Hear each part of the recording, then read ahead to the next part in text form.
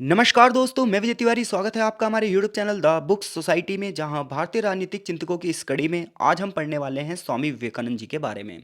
इससे पहले राजा राम मोहन राय जी का अध्ययन किया हमने और पंडित रमाबाई का अध्ययन किया था। यदि आपने उन लेक्चरों को नहीं सुना है तो सबसे पहले उन लेक्चरों को जरूर सुन लीजिए, ताकि आने वाली जो चीज़ें हैं वो आपको पहले से ही थोड़ी बहुत क्लियर रहें। इसके अलावा यदि आप हमारे चैनल पर नए हैं तो चैनल से जरूर जुड़िए, और लेक्चर आपको समझ में आ रहे हैं या नहीं आ रहे हैं, कमेंट बॉक्स में अपनी राय ज़रूर रखिए। तो चलिए शुरू करते हैं आज की क्लास। तो देखो, जो बच्चा बीए फाइनल ईयर में है और अगर वो स्वामी विवेकानंद जी के बारे में नहीं जानता, तो उसे अपने ऊपर थोड़ी सी शर्म आनी चाहिए और थोड़ा सा उसे खुद को धिक्कारना चाहिए कि वो इतने बड़े नाम को नहीं जानता। तो स्वामी विवेकानंद जी की अगर बात करें तो इनका जो मूल नाम था वो था नरेंद्र नाथ दत्त। स्वामी जी की अगर चर्चा करें तो स्वामी जी की चर्चा के लिए किताबें कम पड़ जाती हैं। 2 से 3 किताबें भी आप लिख दोगे तब भी उनकी कहानियाँ ख़त्म नहीं होंगी। तो हमारे इस चैप्टर में जो हमें पढ़ाया जाएगा वो ये पढ़ाया जाएगा कि स्वामी जी का प्रारंभिक जीवन कैसे था, इसके साथ साथ उनके ऊपर किन लोगों का प्रभाव पड़ा और समाज के प्रति उन्होंने क्या योगदान दिया, जिसकी हम थोड़ी थोड़ी चर्चा इस चैप्टर में करेंगे। तो इस चैप्टर में अपने कोर्स के हिसाब से पढ़ेंगे। बाकी चीज़ें अगर आप पढ़ोगे तो स्वामी जी के ऊपर बहुत सारी किताबें मार्केट में हैं, और जितना ही पढ़ लो उतना इनके बारे में कम है। तो चलिए शुरू करते हैं आज की क्लास। तो नरेंद्र नाथ दत्त जब संन्यास धारण करते हैं तो उनका मूल नाम जो था वो बदल जाता है और नया नाम उनको मिलता है, और वो नया नाम मिलता है स्वामी विवेकानंद। स्वामी विवेकानंद की अगर बात की जाए तो ये सबसे ज़्यादा जो प्रभावित थे वो थे श्री रामकृष्ण परमहंस से।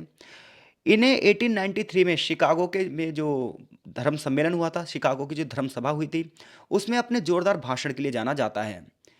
तो चलिए जानते हैं उनके प्रारंभिक जीवन के बारे में। तो 12 जनवरी 1863 को स्वामी जी का जन्म कलकत्ता में होता है, और इनका जो परिवार था वो थोड़ा सा ठीक ठाक परिवार था। इतना ज़्यादा लोअर क्लास नहीं था और ना ही इतना ज़्यादा हाई क्लास था, बट फिर भी उनका परिवार संपन्न था और परिवारों के मुकाबले। तो उनका परिवार अपनी संपन्नता, परोपकार, विद्वता और स्वतंत्र भावना के लिए जाना जाता था। विवेकानंद जी की अगर माँ की बात करें तो उनकी माँ का नाम था भुवनेश्वरी देवी, जो कि हिंदू जीवन शैली में विश्वास रखती थी।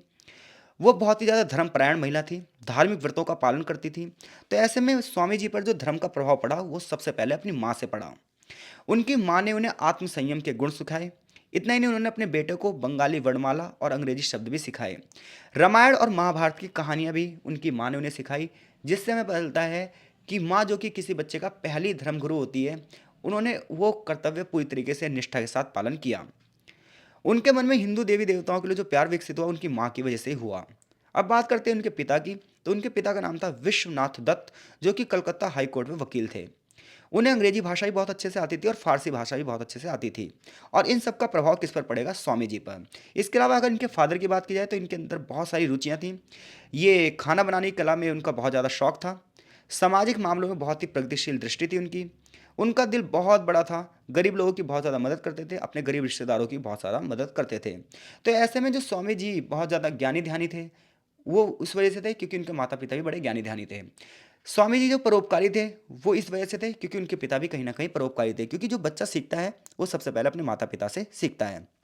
अतः स्वामी जी के जो जीवन की शुरुआत है, तो चाहे धार्मिक विचारों की बात की जाए और चाहे जीवन के प्रति मानवीय दृष्टिकोण की बात की जाए, ये दोनों चीज़ें ही वो अपने माता पिता से सीखते हैं। और आगे जब उन्होंने अपना संबोधन दिया था, अपने भाषण दिए हैं, तो उन्होंने अपनी माता को याद भी किया है, उन्होंने अपनी माता का आभार भी व्यक्त किया है। उन्होंने ये कहा है कि जो भी ज्ञान मैंने आज तक अर्जित किया है उसके लिए मैं अपनी माता का ऋणी हूँ। 6 साल की उम्र में उन्हें प्राथमिक विद्यालय भेजा गया, और आगे चलकर 8 साल की उम्र में हाई स्कूल में उन्होंने प्रवेश किया। प्रथम श्रेणी से ये ग्रेजुएट हुए, और उन्होंने तुरंत ही उनके जो शिक्षक थे और जो उनके सहपाठी थे, उन्होंने इनकी प्रतिभा को पहचान लिया था। अपने समकालीन जितने भी बच्चे थे उन सब में सबसे तेज थे स्वामी जी। बड़े होते गए और इनकी विद्वता बढ़ती गई, उतना ही इनका ज्ञान के प्रति रुचि भी बढ़ती गई। साहित्य और इतिहास पर किताबें इन्होंने दबादब पढ़नी शुरू करी और बहुत सारी जनसभाओं में हिस्सा लेना भी शुरू किया। आगे चलकर 1879 में उच्च शिक्षा के लिए कलकत्ता की प्रेसिडेंसी कॉलेज में इन्होंने प्रवेश लिया। 1 साल के बाद वो महासभा के संस्थान में भी शामिल हो गए। आगे चलकर उन्होंने स्कॉटिश जनरल मिशनरी की सदस्यता भी ली, और आगे चलकर ये स्कॉटिश चर्च कॉलेज के रूप में प्रसिद्ध हुआ। 2 वर्षों तक इन्होंने पश्चिमी तर्कशास्त्र का अध्ययन किया, और ये इनकी स्मरण शक्ति थी कि मोटी मोटी किताबें चंद दिनों में पढ़कर लौटा देते थे। उसी दौरान इन्होंने लगभग 3 दिन में J.R. ग्रीन की किताब थी history of the English people, ये केवल 3 दिन में पढ़कर इन्होंने अपने आप में आत्मसात कर ली, जिससे पता चलता है ये कितनी ज़्यादा बौद्धिक प्रतिभा के धनी थे। विवेकानंद की बात की जाए तो विवेकानंद सबसे ज़्यादा जो प्रभावित होंगे श्री रामकृष्ण परमहंस से होंगे। देखिए मुद्दा क्या था, मुद्दा ये था कि स्वामी जी के अंदर ये थोड़ी-सी मुद्दा था कि वो हर चीज़ पर विश्वास नहीं करते थे। वो भगवान को तो मानते थे, लेकिन उनके अंदर ये प्रश्न था कि भगवान क्या है? जब उन्होंने कई बार अपनी माता से प्रश्न पूछा कि माँ भगवान क्या है? तो उनकी माँ सही सही उत्तर नहीं दे पाई। इवन बहुत सारे जो फ़कीर आते थे, सन्यासी आते थे, उनसे भी इन्होंने यही प्रश्न पूछा भगवान क्या है? तो हर एक बंदे ने अपने-अपने तरीके से उत्तर दिया, लेकिन ये कभी भी पूरी तरीके से संतुष्ट नहीं हुए। तो ऐसे में इनकी खोज थी कि वास्तव में सत्य क्या है, ज्ञान क्या है, भगवान क्या है? तो ऐसे में इनके एक प्रोफ़ेसर थे जिनका नाम था हेस्टी। तो प्रोफ़ेसर हेस्टी एक दिन अपनी क्लास में पढ़ा रहे थे, तो इन्होंने इन्होंने उनसे भी वही क्वेश्चन पूछा कि नेचर क्या है? भगवान क्या है? प्रकृति क्या है? तो उसने प्रोफ़ेसर हेस्टी ने ये जवाब दिया कि भगवान ना भाव समाधि से मिलता है। जो बंदा भाव समाधि लगाता है उसे भगवान मिल जाएगा, उसे भगवान के बारे में ज्ञान हो जाएगा। और अगर हम अपने आस-पास की बात करें तो वहाँ पर एक ही व्यक्ति है जिसने भाव समाधि लगाई है, वो है श्री रामकृष्ण परमहंस। तुम उनसे जाके मिलो, पक्का वो तुम्हें आंसर देंगे कि भगवान क्या है। कुछ लोग तो ये मानते थे कि श्री रामकृष्ण जो हैं वो काली माता के पुजारी हैं और काली माँ उन्हें दर्शन भी देती हैं। अब ऐसे में स्वामी जी के ऊपर ना इन चीज़ों का प्रभाव पड़ता है और वो सोचते हैं श्री रामकृष्ण परमहंस से मैं मिलने जाऊँ।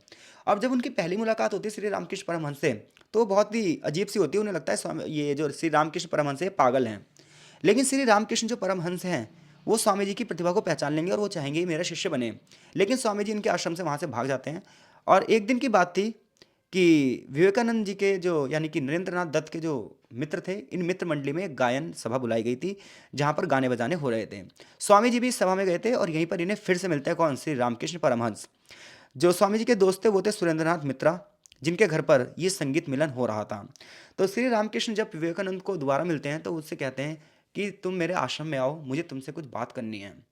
अब स्वामी जी जब वहाँ पर पहुँचते हैं तो उन्हें आध्यात्मिकता का दर्शन मिलता है। उसके बाद से वो श्री रामकृष्ण परमहंस को अपना गुरु मान लेते हैं।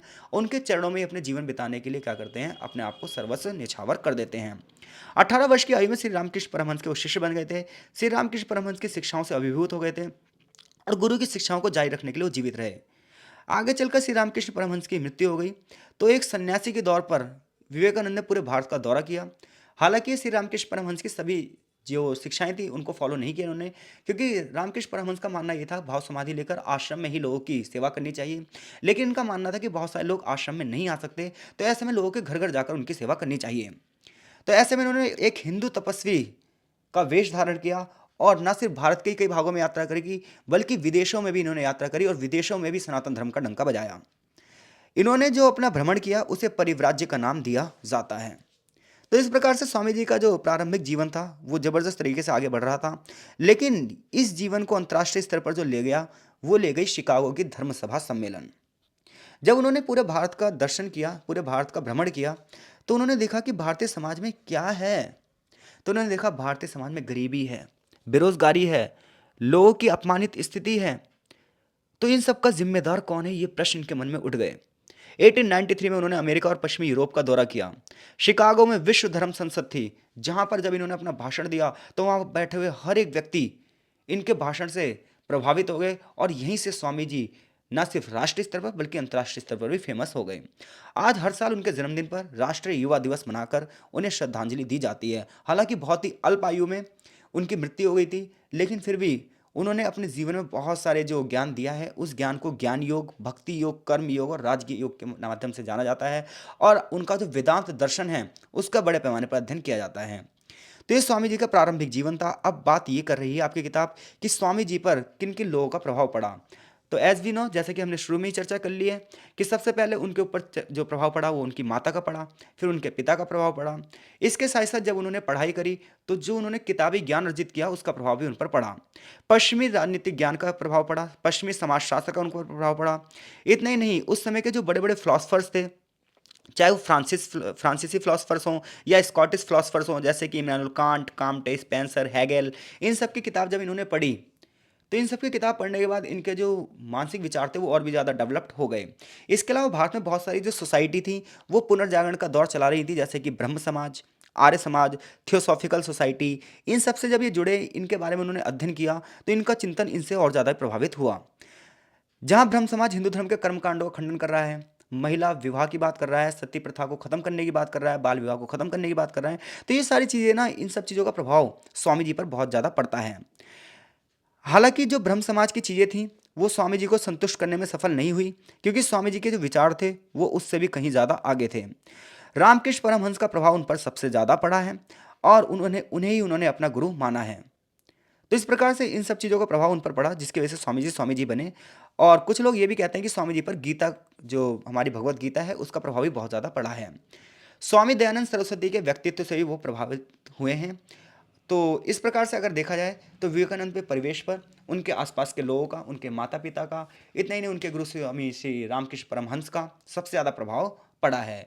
जो किताबें कृतियाँ उन्होंने पढ़ी, उस ज्ञान का प्रभाव भी उनके मस्तिष्क पर पड़ा, जिसके परिणाम स्वरूप उन्होंने जीवन में संन्यास को धारण किया और उसके बाद लोगों की सेवा के लिए अपने आप को समर्पित कर दिया।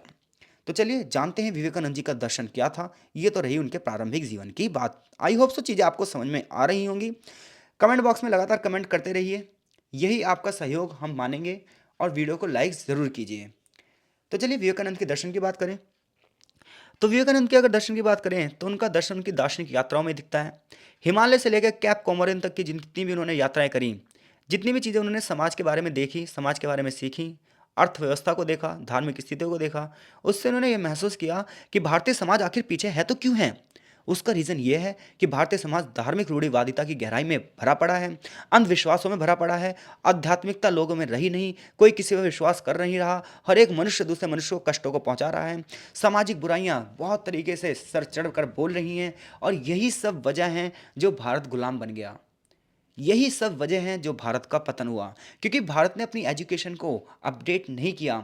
हमने अपना डेवलपमेंट को वहीं छोड़ दिया जहां मुगलों की शासन व्यवस्था के दौरान हम लोग ज्ञान विज्ञान के सागर से दूर हो गए। हम सिर्फ और सिर्फ भोग विलासी जीवन में थे। इसी वजह से हम कहीं ना कहीं निम्न स्तर पर आ गए। ऐसे में स्वामी जी ये कह रहे हैं कि किसी भी तरह की रूढ़िवादिता जो होती है वो मानव कष्टों के लिए जिम्मेदार होती है। तो ऐसे में वो धर्म की ओर तो जाना चाहते हैं, लेकिन वो उसी धर्म की ओर जाना चाहते हैं जो धर्म मानवता की स्थापना करना चाहता है, जो धर्म मानव कल्याण की बात कर रहा है, जो धर्म अहिंसा की बात कर रहा है, जो धर्म एक ह्यूमन होने के नाते दूसरे ह्यूमन के सम्मान की बात कर रहा है। ये एक ऐसे धर्म की स्थापना करना चाहते हैं, और वो धर्म है सनातन धर्म। ये कहना है कि सनातन धर्म की अगर बात की जाए तो उसमें वो जातिवाद, वो रूढ़िवादिता नहीं थी। जो जातिवादिता, वो रूढ़िवादिता कुछ लोगों ने अपने आप ही समाज में स्थापित कर दी है। तो ऐसे में समाज में जरूरी है उस ज्ञान विज्ञान को बढ़ावा देना जो ज्ञान विज्ञान हमारे दर्शन में समाहित हैं, उन किताबों की सही व्याख्या करना जो वास्तव में किताबों में थी। अगर आप वेदों को पढ़िए, पुराणों को पढ़िए, तो उसमें कहीं पर भी नहीं लिखा कि लोगों का शोषण किया जाए। ये तो समाज में कुछ लोग थे लालची प्रवृत्ति के, जिन्होंने अपनी सत्ता के दम पर लोगों का शोषण किया। तो ऐसे में स्वामी जी इस टाइप की इस व्यवस्था चाहते थे। धर्म की बात करें तो विवेकानंद ने कहा कि धर्म हमारे जीवन में अपरिहार्य है। धर्म से किसी व्यक्ति को तोड़ा नहीं जा सकता, क्योंकि सृष्टि के संचालन के लिए, जीवन के संचालन के लिए धर्म बहुत आवश्यक है। धर्म का जो जन्म है वो मनुष्य को घटना का अनुभव करने की इच्छा से हुआ है। मनुष्य की इंद्रियों की समझ से परे है। अगर आप धर्म को जानने की कोशिश करोगे तो धर्म आप अपनी ज्ञानेंद्रियों से प्राप्त नहीं कर सकते। धर्म के लिए आपको आध्यात्मिक होना पड़ेगा। धर्म के लिए आपको ना एक परे की दुनिया के बारे में सोचना पड़ेगा। उन्होंने कहा कि चाहे धर्म कोई सा भी हो, हर धर्म के तीन भाग होते हैं। एक धर्म का भाग होता है आदर्श और दर्शन, यानी कि हर धर्म के अपना एक आदर्श होगा और एक दर्शन होगा, चाहे वो इस्लाम हो, चाहे वो हिंदुइज्म हो, चाहे वो सिख हो, चाहे वो ईसाई हो, या कोई भी जैन बौद्ध, कोई सा भी धर्म हो, हर धर्म का अपना एक आदर्श और दर्शन होता है। दूसरे नंबर पर इसकी कथाएं होती हैं, और तीसरे पे अनुष्ठान। अब देखो, कथाएं और अनुष्ठान तो हर धर्म के अलग अलग हो सकते हैं, क्योंकि इस्लाम में शायद किसी और की कथा हो, हिंदू में शायद किसी और की कथा हो, सिखों में शायद किसी और की कथा हो, ईसाई में शायद किसी और की कहानियां हों। चारों धर्म के, पांचों धर्म के, जितने भी धर्म हैं इस दुनिया में, सभी धर्म के अनुष्ठान भी अलग होंगे, लेकिन सभी धर्मों का दर्शन एक ही है। सभी धर्मों में आदर्श एक ही है, और वो आदर्श पता है क्या है? स्वामी जी कहते हैं वो आदर्श है एकता की परिकल्पना। वो आदर्श है समाज का कल्याण। आखिर क्यों लोगों के हाथों में तलवारें आ जाती हैं और पत्थर आ जाते हैं, ये समझ में नहीं आता। जबकि धर्म हमें आपसी सद्भाव दिखाता है, धर्म हमेशा आपसी आदर्श दिखाता है, धर्म सदाचार के जीवन दिखाता है। धर्म ही जानवर को मनुष्य की ओर बढ़ाता है और मनुष्य को ईश्वर की ओर बढ़ाता है। धर्म ही मनुष्य की मूल प्रकृति का गठन करता है और एक व्यक्ति को दूसरे व्यक्ति से जोड़ता है। धर्म लोगों को प्रेम सिखाता है, धर्म लोगों को सहिष्णुता दिखाता है, धर्म मनुष्य को सिद्धांत सिखाता है। धर्म का विचार जो है इस विश्वास से पैदा हुआ है कि ईश्वर जो है जीवित प्राणियों के माध्यम से स्वयं को प्रकट कर रहा है। आप ईश्वर को मत खोजिए। स्वामी जी कहते हैं हर मनुष्य में नारायण बसता है। ऐसे में हर दरिद्र की आप सेवा कीजिए, आप उस परमात्मा की सेवा कर रहे हैं। क्योंकि हर मनुष्य का एक शरीर है, लेकिन उसके अंदर जो छुपी हुई आत्मा है, वही आत्मा तो दिव्य रूप है। आखिर वो आत्मा क्या है, ये प्रश्न पूछिए अपने आप से। तो जब आप ये प्रश्न अपने आप से पूछते हैं कि वो आत्मा क्या है वो चीज़ जो शरीर से निकल जाती है और शरीर मृत हो जाता है, तो आपको इसका आंसर नहीं मिलेगा। वही परमात्मा है। ऐसे में उस परमात्मा रूपी शरीर का आप क्या करिए, पूज्य करिए, उसकी सेवा करिए। इसलिए राजनीति सेवा का नाम है। लेकिन जो ये ढकोसलेबाजी चल रही है, जो ज्ञान के आधार पर अज्ञानता फैलाई जा रही है, ये बड़ी दिक्कत है। इसलिए आपको ये फिलॉसफी पढ़ाई जा रही है, इसलिए आपको चीज़ें, देखो ये चीज़ें हर किसी की समझ में आने वाली नहीं है। जो बच्चा पढ़ने के लिए पास हो रहा है ना, वो तो जाए और ऐसे लिखे आए कुछ भी। लेकिन अगर चीज़ों को आप समझोगे ना, तो ये बहुत गहराई वाली बात है, रियलिटी वाली बात है। अगर हर एक बंदा इन किताबों को पढ़कर पास हो, तो शायद उसके मन में ये प्रश्न उठ जाए कि हिंसा क्यों व्याप्त है, जबकि कोई भी किताब हिंसा को नहीं सिखा रही है, फिर हिंसा कहाँ से आ रही है। तो स्वामी विवेकानंद का जो दर्शन है, वो धर्म के बारे में क्या कहता है, ये आप समझ गए। अब वो मानव के बारे में क्या कह रहा है, तो ये चर्चा भी हमने करी ली है, लगभग वही है। मानव जीवन की अंतिम वास्तविकता ये है कि मनुष्य आध्यात्मिक हो, स्पिरिचुअल हो। मनुष्य भौतिक क्षेत्रों में विकास करे, तो साथ ही साथ आध्यात्मिक क्षेत्रों में भी विकास करे। क्योंकि मनुष्य जो है वो शारीरिक रूप से जब भी श्रेष्ठ बनता है, जब वो आत्मिक रूप से अपना श्रेष्ठ बनता है। उन्होंने बताया कि मनुष्य जो है वो एक माध्यम है आत्मा और परमात्मा के मिलन का। जब मनुष्य के जो श्रेष्ठ कार्य हैं वही उसकी गरिमा को बढ़ा रहे हैं। मानव ब्रह्मांड में सबसे बड़ा शरीर है। मनुष्य ही सबसे बड़ा प्राणी है। मनुष्य सब पशुओं से और सर्व स्वर्गदूतों से ऊंचा है। मनुष्य से बड़ा कोई नहीं। मनुष्य ही देवताओं को अर्पित कर रहा है, मनुष्य ही देवताओं को खिला रहा है, मनुष्य इन सभी जीव जंतुओं का धारणहार है। तो मनुष्य से सर्वोच्च कोई नहीं। ऐसे मनुष्य को अपने कर्तव्यों का ज्ञान होना चाहिए, कर्तव्यों का बोध होना चाहिए, और अपने कर्तव्यों को सृष्टि में क्या करना चाहिए, पालन करना चाहिए। जो मनुष्य कर्तव्य विहीन हो जाता है, वो मनुष्य मनुष्य कहलाने लायक नहीं रहता। स्वतंत्रता पर जो स्वामी जी के विचार हैं, तो स्वामी जी का ये कहना था, स्वतंत्रता आत्मा का सार है। आध्यात्मिक यात्रा का अनुभव करना अनिवार्य है। धर्म सभा में उन्होंने शिकागो में कहा कि प्रत्येक को दूसरे की भावना को सम्मान करना चाहिए। यानी आप स्वतंत्र हैं, तो आपको दूसरे की स्वतंत्रता का भी सम्मान करना चाहिए। इसलिए वो भारतीय समाज की स्वतंत्रता की प्रार्थना करते हैं। उन्होंने कहा, जब एक स्वतंत्र शरीर होगा तभी तो एक स्वतंत्र मन और आत्मा का पोषण होगा। लेकिन एक अगर शरीर गुलाम होगा, तो उसकी आत्मा भी गुलाम होगी, और ऐसे में आप नर से दूर हो जाएंगे और नारायण से भी दूर हो जाएंगे।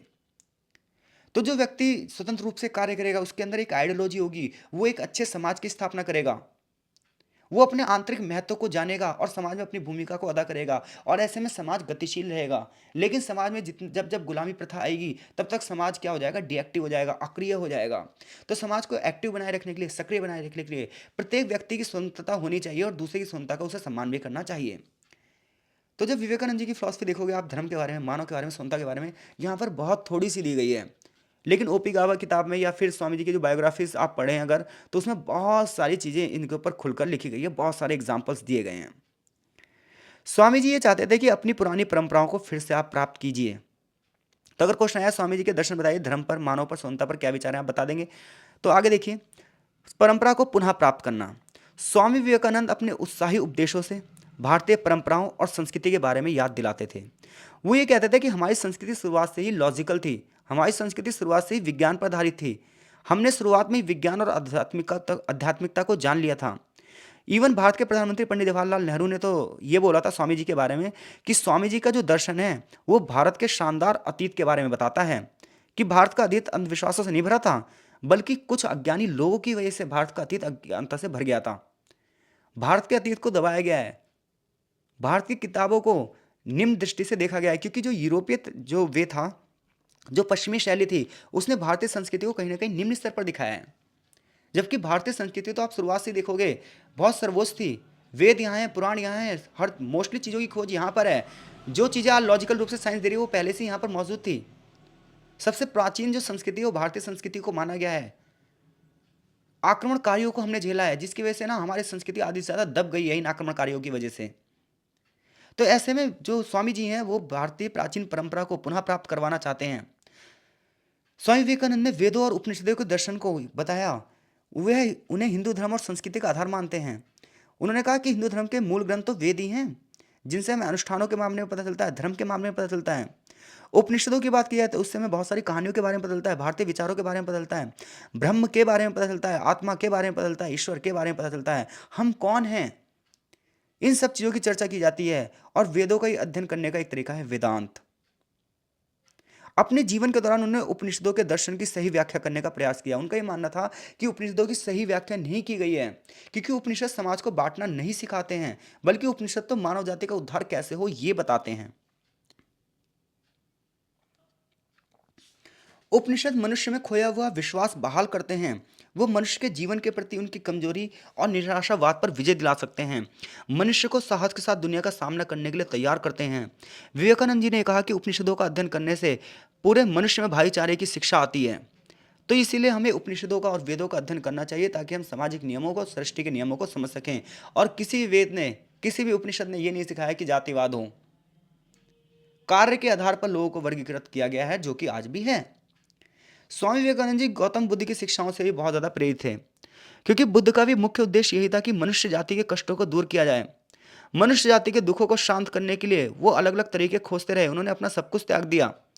इसी प्रकार से स्वामी विवेकानंद जी ने भी बुद्ध के प्रति अपने सम्मान को दिखाते हुए भावपूर्ण ढंग से कहते हैं, मैं गौतम बुद्ध जैसे पुरुषों को देखना चाहता हूँ। मैं हर मनुष्य में गौतम बुद्ध देखना चाहता हूँ, जो व्यक्ति अपने आप को सर्वस्व रूप से त्याग दे मनुष्य के कल्याण के लिए। जब पूरी सृष्टि ऐसे हो जाएगी तो पूरी सृष्टि को किसी कानून की जरूरत नहीं होगी। हर एक बंदा परोपकारी होगा, हर एक बंदा अच्छा होगा, और एक कल्याणकारी राज्य की स्थापना होगी। उन्होंने भारत और पश्चिम में वेदांतिक संदेशों को फैलाने की बात करी। उन्होंने शंकराचार्य के, रामानुजम के, माधव के, चैतन्य महाप्रभु के विचारों को फैलाने की बात करी। उन्होंने स्वयं के गुरु श्री रामकृष्ण परमहंस के विपरीत विवेकानंद ये नहीं मानते थे कि हमें नैतिक गतिविधियों से भगवान प्राप्त कर सकते हैं। उनका ये मानना था हमें कर्मकांड करने की जरूरत नहीं है, हमें ढकोसलेबाजी करने की जरूरत नहीं है। अगर हम मानवता की सेवा करें तब भी हम प्रभु को प्राप्त कर सकते हैं। उन्होंने ब्रह्म की बात करी, उन्होंने अद्वैतवाद की बात करी। अद्वैतवाद में उन्होंने ये प्रश्न उठाया कि सत्य क्या है। तत्त्वमसि, तू वह है जो तू आदेश देता है, अपने मन को जो तू अपने मन में रख लेता है, आखिर तू है कौन। ये प्रश्न आप पूछिए, आप कौन हैं, तो आप अपने मन को जैसा कार्य करने का आदेश देते हैं, आपका मन वैसा ही तो करता है। आप अपने मन को अच्छे कार्य करने का आदेश दे दीजिए, आप अच्छे कार्य करेंगे। आप अपने मन को बुरा कार्य करने का आदेश दीजिए, आपका मन बुरा करेगा। उनका यह मानना था कि वेदांत सार्वभौमिक प्रेम और सेवा का ही संदेश देता है। तो ऐसे में तत्व मीमांसा नहीं है, बल्कि एक ऐसा विचार है जो सामाजिक अर्थ में दिया जा सकता है। स्वामी जी ये कह रहे हैं कि वेदांत जो है वो सामाजिक द्वंद्व को तोड़ देगा, समाज में जो मतभेद है उसे खत्म कर देगा, प्रेम और त्याग का संदेश का प्रचार प्रसार करेगा, और हर एक व्यक्ति आगे बढ़ सकता है और एक सामाजिक भाईचारे का निर्माण हो सकता है। तो यहाँ से यहाँ तक अगर क्वेश्चन आ जाए, विवेकानंद की स्वतंत्रता की समझ बताइए। विवेकानंद ने परंपराओं को पुनः प्राप्त करने का प्रयास क्यों किया, तो आप बताएंगे इन दोनों प्रश्नों का उत्तर। तो आई होप से इन प्रश्नों का उत्तर देने में आप सक्षम हो। नहीं है तो आप दोबारा इस लेक्चर को सुनिए, देखिए चीज़ें कहाँ से कहाँ तक हो सकती हैं। तो चलिए आगे बढ़ते हैं। आगे चैप्टर में गांधी जी कह रहा हूँ, स्वामी विवेकानंद जी की बात है। आगे चैप्टर में स्वामी विवेकानंद जी के स्वयं के विचार की व्याख्या की गई है। तो स्वामी विवेकानंद जी कहते हैं कि स्वयं को जानो। हर एक व्यक्ति अपनी गतिविधियों से, अपने अनुभवों से अपने आप को एक सिस्टमैटिक वे में लाता है। हर एक बंदा अपनी शारीरिक गतिविधियों को अलग से महत्व देता है। स्वामी विवेकानंद जी कहते हैं कि स्वयं के प्रति और अन्य मनुष्य के प्रति हमारे लक्ष्य कैसे होने चाहिए, लगभग लगभग सहायता वाले होने चाहिए, समान होने चाहिए। यानी कि जो चीज़ हम समाज से प्राप्त करना चाहते हैं वही चीज़ हमें समाज को देने के लिए भी तैयार रहना चाहिए। यानी कि समाज से अगर आप प्रेम चाहते हैं, समाज से आप सद्भाव चाहते हैं, समाज से आप भाईचारा चाहते हैं, तो पहले आपको भी समाज को यही प्रदान करना होगा। इसके लिए व्यक्ति के जो भाव होने चाहिए वो दयालु होने चाहिए, दिव्य होने चाहिए, शुद्ध होने चाहिए, निस्वार्थ होने चाहिए। प्रेम, त्याग और सेवा के भाव होने चाहिए। तो हर एक मनुष्य जब स्वयं को ऐसा ही बनाने की कोशिश करेगा तो समाज भी ऐसा ही हो जाएगा। उन्होंने कहा कि इस दुनिया में शांति और खुशी को प्राप्त करने का एकमात्र तरीका है, वो तरीका यह है कि अपने आप को प्रेम में परिवर्तित कर दो। दुनिया को अपने शरीर के रूप में देखो। वेदांत दर्शन यही समझ देता है कि धर्म, जाति और रंगों की परवाह मत करो और सभी के लिए प्रेम का विकास करो। क्योंकि जिस समय स्वामी विवेकानंद जी ये चर्चा कर रहे हैं उस समय की दुनिया बहुत सारी हिंसक कृतियों से भरी पड़ी है। हर जगह उपनिवेशवाद का बोलबाला है। एक प्रजाति दूसरी प्रजाति पर श्रेष्ठता का दावा कर रही है। गोरे काले के आधार पर भेदभाव है, धर्म के आधार पर भेदभाव है, जाति के आधार पर भेदभाव है, भाषा के आधार पर भेदभाव है। ऐसे में स्वामी जी वेदांत दर्शन दे रहे हैं और ये कह रहे हैं कि ये प्रेम के माध्यम से जीत की बात कर रहा है। उनका मानना है कि स्वयं का महत्वपूर्ण चरित्र खुशी है। वो कहते हैं, तैत्तिरीय उपनिषद में लिखा भी है, खुशी कब मिल सकती है, आनंद कब मिल सकता है आपको, जब आपके अंदर आत्म आनंद हो, अपनी आत्मा हमारी आनंदित हो, हमारा दिमाग शांत हो। तो स्वामी विवेकानंद कहते हैं भौतिक चीज़ों से खुशी नहीं आती। उन्होंने कहा कि अगर आप लग्जरी चीज़ों को इकट्ठा कर लोगे उससे खुशी नहीं आती है। जो व्यक्ति श्रेष्ठ और आदर्श समाज की स्थापना करता है, व्यक्तिगत स्वतंत्रता को बढ़ावा देता है और दूसरों की स्वतंत्रता का ख्याल रखता है, तब वो आनंदित समाज की स्थापना करता है। मैं एक आपको एग्जांपल दे रहा हूँ। मान लीजिए आपके घर में एक पार्टी है और उस पार्टी में आप ये कह रहे हो नहीं, सारे डिसीजन मेरे होंगे, जैसा मैं कहूँगा वैसा सब करें, तो बाकी लोग दबे हुए महसूस करेंगे और आपको कोई कंपनी नहीं देगा। लेकिन आपने क्या करा, आपने सभी लोगों को एक जैसा व्यवहार दिया, आप सबके साथ घुल मिलकर बात करो, तो कोई आपसे डरेगा नहीं, आपके साथ इंजॉयमेंट करेंगे। और कभी भी ना इंजॉयमेंट अकेले नहीं आता। इंजॉय अगर आपको करना है ना, तो इंजॉयमेंट के लिए आपको ग्रुप चाहिए, और ग्रुप जब आपका साथ देगा, जब आप भी ग्रुप को बराबरी के रूप में देखेंगे। अगर आप किसी को दबाएंगे, प्रताड़ित करेंगे, शोषित करेंगे, तो उसमें आनंद नहीं हो आता। उसमें कुछ देर के लिए तो संतुष्टि मिल सकती है, लेकिन वो संतुष्टि स्थायी नहीं होगी। तो इस प्रकार से स्वामी विवेकानंद जी ने लोगों के अंदर लोकतांत्रिक संस्था में दृढ़ विश्वास जगाया है। उनका मानना है कि लोकतांत्रिक स्वरूप ही व्यक्ति को स्वतंत्रता प्रदान कर सकता है, और जब व्यक्ति को स्वतंत्रता प्रदान होगी, तभी व्यक्ति आत्म रूप से निर्भर होगा और वो आत्म रूप से आनंदित होगा। स्वामी जी का एक बहुत बड़ी फिलॉसफी है नर नारायण की। उनका ये मानना था कि नारायण की पूजा कीजिए, लेकिन नारायण है कहाँ? नारायण कण कण में है, मन मन में है, मनुष्य मनुष्य में है, हर मनुष्य के मन में है। तो नारायण मनुष्य का रूप लेकर इस धरती पर विचरित कर रहे हैं। ऐसे में अगर तुम्हें नारायण की सेवा करनी है, तो भगवान की पूजा कीजिए। तो उन्होंने कहा है कि नर एक मानव आत्मा के रूप में है, जो कि परमात्मा यानी कि नारायण की साथी है। इन दोनों शब्दों को आप अलग कर ही नहीं सकते। नर का अर्थ मानव है और नारायण देवता है। हिंदू पौराणिक कथाओं में नर नारायण जुड़वा भाई थे। उन्हें भगवान विष्णु का अवतार माना जाता था। दोनों जुड़वा भाई बिदारिका में रहते थे, जब उन्होंने दुनिया के कल्याण के लिए घोर तपस्या करी। इसी प्रकार से जब महाभारत में देखोगे, तो आप श्री कृष्ण को नारायण दिखाया गया है, अर्जुन को नर के रूप में दिखाया गया है। ऐसा माना गया है कि भगवान विष्णु नर नारायण के रूप में धर्म की रक्षा के लिए धरती पर आए हैं। संक्षेप में, नर जो है वो नारायण का अवतार है, जो मानव जाति के दुखों को मिटाने के लिए पृथ्वी पर आया है। ऐसे में हर एक मनुष्य अपने आप को नारायण मान ले और दूसरे नर के सेवा भाव करे, तो ऐसे में क्या होगा? ऐसे में ये होगा, एक ऐसी सृष्टि की रचना होगी जहां पर हर एक बंदा भाईचारे के माध्यम से रहेगा। स्वामी विवेकानंद जी का जो वाक्यांश था नर नारायण की कल्पना, इन्होंने कहा कि मानवता की सेवा ही ईश्वर की सेवा है। उनके गुरु श्री रामकृष्ण ने उन्हें मनुष्य से प्रेम करना सिखाया था, ईश्वर की अभिव्यक्ति के रूप में मनुष्य की सेवा करना सिखाया था। उनके गुरु ने कहा था कि मनुष्य के लिए करुणा दिखाओ, मनुष्य के माध्यम से भगवान की सेवा करो। जिसके हृदय में भगवान निवास करते हैं ना, उस मनुष्य की जब आप सेवा करते हो, तो आप सीधे भगवान की सेवा करते हो। चाहे उपनिषद हो, चाहे वेदांत हो, इसमें उन्होंने यही कहा कि सभी प्राणियों में आत्मा होती है, और केवल व्यक्ति की अज्ञानता की वजह से वो उसे देख नहीं पाता। हर एक व्यक्ति मनुष्य के शरीर को देखता है, लेकिन उसके अंदर की आत्मा नहीं समझ पाता। और जब वो किसी की आत्मा नहीं समझ पाता, इसीलिए वो दूसरों को कष्ट देता है, लेकिन वो कष्ट प्रभु को ही दे रहा होता है।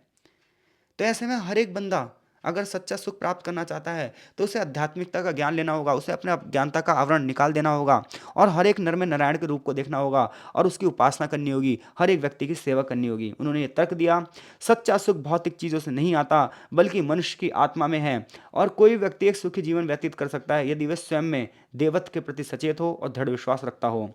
1893 में शिकागो की धर्म संसद में उन्होंने कहा भी था, हर किसी को अपने आप के रूप में प्यार करो, ना कि अपने भाई के रूप में, जैसा कि ईसाई के धर्म में है। ईसाई धर्म में है कि अपने भाइयों को बस प्यार करो, बाकी सबको मारो।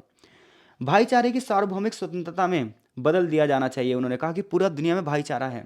ईसाई धर्म भी भाईचारे की बात कर रहा है, लेकिन बात है कि उसे सही रूप से व्याख्यात किया जाए। उन्होंने कहा सभी व्यक्तियों में ईश्वर को देखो, हमेशा अपने साथियों में भगवान की तलाश करो, गरीबों की पूजा करो।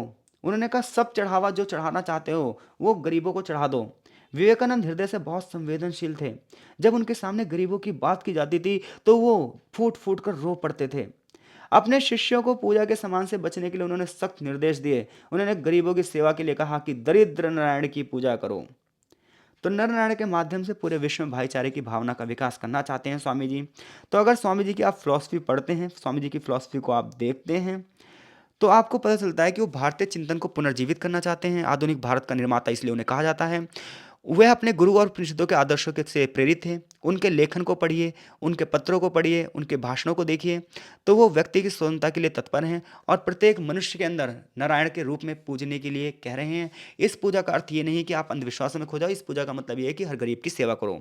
मनुष्य को परोपकारी प्रकृति का होना चाहिए, ना कि स्वार्थी प्रकृति का होना चाहिए। I hope so Swami Vivekananda ji के रिलेटेड कोई भी प्रश्न आ जाए, उस प्रश्न का उत्तर देने में आप सक्षम है। चैप्टर यहीं पर खत्म होता है। मिलते हैं आपसे नेक्स्ट चैप्टर में। तब तक के लिए आपका बहुत बहुत धन्यवाद। आशा है चीज़ें आपको समझ में आ रही होंगी। देखिए, ये चैप्टर ऐसे ही इन पर अगर चर्चा करने बैठ जाओ तो सुबह से लेकर शाम तक हो जाती है, क्योंकि इनके बारे में इतनी सारी कहानियाँ, इतनी सारी चीज़ें हैं, लेकिन यहाँ चैप्टर में उन्हें चंद शब्दों में ढाला गया है, तो हम उतनी ही चर्चा कर रहे हैं जितनी हमारे कोर्स में है। विस्तृत अध्ययन के लिए हम आगे चीज़ें पढ़ेंगे, आगे जो स्पेशल चीज़ें हम लेकर आएंगे, वहाँ पर आप इन चीज़ों के बारे में विस्तृत अध्ययन कर सकते हैं। आई होप सो चीज़ें आपको समझ में आ रही है। कमेंट बॉक्स में अपनी राय जरूर दीजिए, वीडियो को भी लाइक कीजिए। तो मिलते हैं आपसे नेक्स्ट चैप्टर में, तब तक के लिए आपका बहुत बहुत धन्यवाद।